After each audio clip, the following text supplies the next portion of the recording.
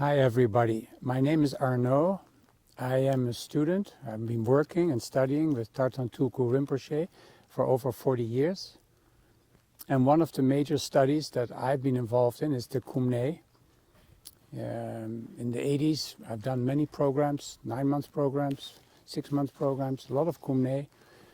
And then in 2005, when I went to Dharma Publishing, I put a lot of effort again in Kum Nye, a kind of revival. And we started with Kum Nye. And Rinpoche suggested I give training programs in South America and Europe and here at Ratnaling. And I did. So for the next 15 years, till 2019, there was much activity on Kum Nye. And we had a team here of 4 people who dedicated much of their energy on making study programs, teacher programs. We have 5 teacher programs. The first book, we have 3 versions. Joy of Being, I only did part of it, so I did not give a teacher training on the second half of the book, only on the 10 ways how we fall away from being and how you can come back. Kum Nye Dancing, and 2 versions of Kum Nye Healing 1 and 2, and then Kum Nye Meditation. Now I have been on personal retreat for a while and studying the first book again of Kum Nye. And I discovered things I never saw before. So during that retreat, I was wondering how to live. What is really the guideline? Is it the regular, what we call ordinary life? Is that the choice we make? Or do we all have to go into seclusion and become like a monk or a nun and make prayer our path? There must be something in between or beyond. And studying Kum Nye, I discovered that if we could live the Kum Nye experience, we would be in both worlds at the same time. We could be at home in the world. And I've become a firm believer that that is the spiritual path, to become at home in the world, in which, in Kum Nye terms, the feeling experience is the basis, not the thinking world. So, but studying how to live the Kum Nye experience, and I did this the whole year, 2019, or in a few programs, but the main program was in Osnabrück, and actually that program is still available, called Living the Kum Nye Experience. And we're making a few excerpts of that on YouTube. It's called Kum Nye Explorations, sessions 1 through 6. We are now at session 3, but the other ones will come. And we have the transcripts too. But here's my point. So I'm speaking to all the Kum Nyers that I was ever leading a program in. So I'm not talking about other people who have led Kum Nye, who have explored their way, because there's not one way to do Kum Nye.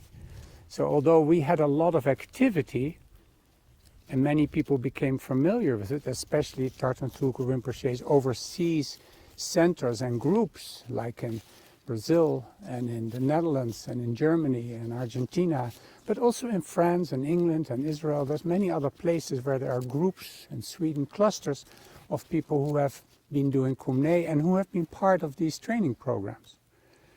So the goal was that the international centers of related to Rinpoche, that they would have a common program, and they have these 5 programs plus the Kum Nye meditation. Now, here comes my point why I'm speaking to all of you. I made 2 major discoveries that I want to share because I never included these in those programs. So my programs were not complete, and they're still not complete because we're discovering all the time. And other people are discovering their things, and I'm encouraging them to make them known to people, put them on YouTube so we can share. But these 2 points are very important to me. Number 1, most people that I knew were leading Kum Nye on a physical level. Oh, by the way, this is a rose at Ratnaling. That's why I'm holding it. It's November, the middle of the winter, and we have these flowering roses. That's why I'm holding it to show you. And Odeon too, it's like oceans of roses. So, there are 2 points that I like to make. First, how you lead Kum Nye. Kum Nye is not a physical practice. We use the physical body to get the feeling experience going. But don't stay with the physical experience. After a while, there is no experience of the physical body anymore, because you have expanded your feelings and your sense of body has become the ku in Kum Nye. And Lu in Tibetan is the physical body. So if we emphasize the physical body, we just get started. We don't get to the depth. And some people are fortunately very good and very precise how you should stand in the posture, how you should move symmetrically and all of that. But remember, this is maybe 10% of Kum Nye. Kum Nye is an energy discipline, not a physical body. So don't spend all your times on telling people, now you move your arms sideways, now you move your arms back. Don't do that. You as a leader, you say, copy me. And the only thing you have to tell when you're down, you have to say, okay, come up. Or when you do this, you say, now reverse. Turn left, now turn right. That's all. Don't go any further. Also, because people want silence to explore their inner experience. It's about the inner experience, not the physical movements. Can't I say it any more strong? So, if you lead Kum Nye, your instructions should be always about Kum and Nye.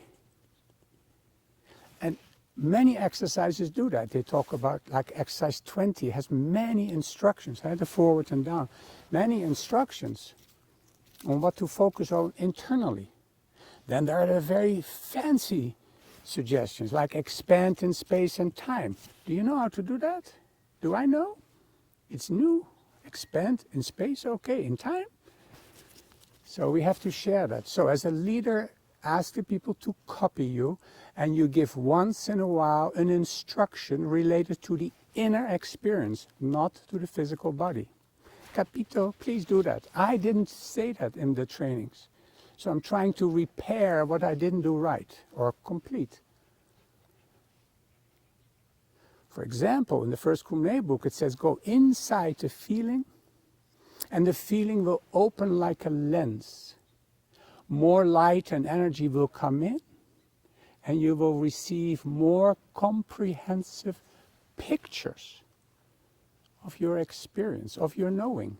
That's what we want. We want to develop the knowing that is inherent in the feeling experience. So if you talk the whole time about how to move and how to sit, it's not good. So the second thing is, so teach the people to develop their inner experience through Kum Nye. And once again, I want to be very clear, there are many other Kum Nye teachers that I've not been involved in, so I don't know really what they're doing. And they may be doing this already. But don't be too quick in saying that you're doing it already. The second one, and this is much bigger, and that is, when I came, every year I come across a sentence I never saw. And during the retreat I came across a sentence on page 21 in the first book that says the movement should be slow, graceful, and rhythmic. For all these years we have focused on slow. Actually, when I started in the 80s, and I went to 2005 starting again, I went to a country where they had been practicing for over 15 years with the eyes closed. They were all doing Kum Nye like this. People still do. They have their eyes closed. I know the first evening, the first day, the first 2 days, the first hour, keep your eyes closed because you want to go in. But don't keep your eyes closed because it's the interactivity with inner and outer energies. That's exchange is what we're after. So if you keep your eyes closed, you create two worlds. Your regular, ordinary life and your spiritual life. One life, one energy. A little bit excited about this topic. So we focused very much on slow. And we made some Kum Nye explorations on YouTube that talks about the slow, the different kind of slows, and why the slow is so important. And number one is by going slow, then kind of suppressed energies have a chance to come forward. You could say the unlived parts of our life have a chance to come forward. But slow is also that you begin to see. So slow is to enable suppressed experiences, to give them space, to come to the surface, to become part of your experience. And the second reason why you want to go slow is because only through slow will you enable to be interacting with your environment, right? If you go in a train at 200 kilometers per hour, it's exciting because the train is very quiet and you're there very soon, but you don't experience anything outside. Or if you're in a car, bicycle is better, walking is better, sitting still is the best. You're sitting still, you open up and then you walk very slowly, you interact not only with one thing and start thinking about it. No, it is each tree, it's each pebble, it is each a little lake we have here. We have here one tree and we have another, and everything comes to life. You're walking around, you're living in an alive world that comes through slow. And graceful, that's really the heart of Kum Nye. Practice graceful. To put feeling in your movement, yes, but to actually to love doing Kum Nye. And the way to get there is not like you should love. No, the way to get there is to whip up enthusiasm. Because enthusiasm is connected to, it comes from an internal healthy rhythm. Become enthusiastic about Kum Nye. You did Kum Nye well. If at the end of Kum Nye you want to do it again, then you did Kum Nye well. So enthusiasm leads to more rhythm, leads to more quietness, leads to more silence, and out of the silence emerges your deeper inner voices of the heart, your genuine wishes. It's all very important, but let me talk too much about it. But out of the rhythm, out of the enthusiasm comes love. So to move with love, I cannot just show it here. But if you move with love, you're making impact. If you're going to a performance of a ballet, for example, you click with it, even if you not so interested in Kum Nye, you will click with them if they perform with love. That clicks. So by you doing Kum Nye with love, you click with your environment. It's not only people. So slow, graceful, and then the third one, which I never focused on, is rhythmic, except in Kum Nye dancing. And Kum Nye dancing has very good results because we start with the end, the result, openness, vibrancy, and then the wisdom that's in the little sentences, the pearls of wisdom. So openness, vibrancy, and wisdom, that's the result of Kum Nye dancing. So that works, but it works because there's a rhythm. And 1, 2, 3, 4 is not the rhythm, but establishes a baseline. And all the different rhythms, we have 5 major ones in the body, all these different rhythms, they start to come together, just like an orchestra, the different instruments. So the rhythm brings you out of the rhythm of the head and the inner whisperer into the rhythm of the heart, into the rhythm low in the body, and that's more like the rhythm of nature, of life. There is the pulse of real time, also a Kum Nye term. So you want to work with rhythm, and you say, well, I do rhythm. No, you don't. That's this doing rhythm. So you do not do rhythm. You don't do rhythm on the exhale and inhale, only on 1 or 2 exercises. You do rhythm of the expanding and the condensing of the experience. Rinpoche talks about a sacred tremor that's always present. We want to go in that direction. There is a movement. Even in calm, the most calm experience has a movement to it. On that movement, we do Kum Nye. So become calm and deep, and let your arms rest on that movement. Then it seems as if the exercise is doing itself. So learn the rhythm. We work a lot now in August retreat with sound because it gets us out of this rhythm. And also, secondly, I'm only just scratching on the surface of sound, brains, and feeling experience, how they interconnect. So, but sound also bypasses the brain, the thinking part of the brain. And it is through sound that energy can be shaped. That's Kum Nye.